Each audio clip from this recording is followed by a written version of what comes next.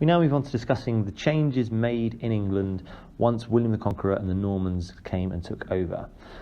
First up, we're going to talk about the continuity of things that didn't change. There are two main things to talk about, which is that in the main, lots and lots of the laws that had previously been in place from the Saxons were kept by William the Conqueror and the Normans. They wanted to have some level of continuity with people's lives, and the truth of the matter was most people's lives didn't change that much. Life in your little village, the close-knit communities that you lived in, wasn't that different.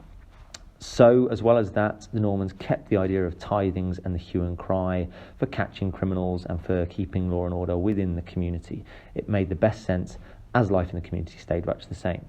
The big changes that came about were, first up, the forest laws. The idea of poaching in the legally defined king's forests became illegal. In particular, the king wanted to have exclusive hunting rights to the animals within the forest. As well as this, the death penalty was introduced as a punishment for this kind of poaching. As well as that, the murderum fine was introduced.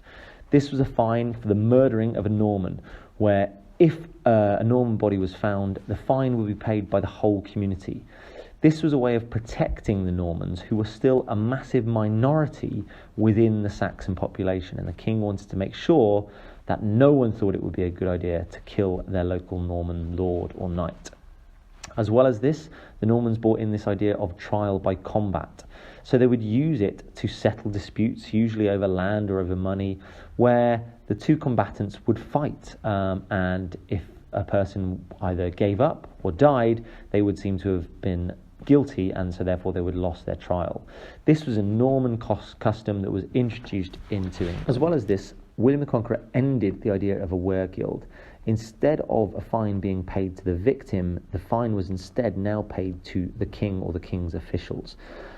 Finally, the Normans introduced the idea of church courts. The church courts were separate from the main courts, and they would be used to just try churchmen who'd been accused of a crime, and in general they tended to be more lenient, and it was very, very rare for a church court to issue the death penalty.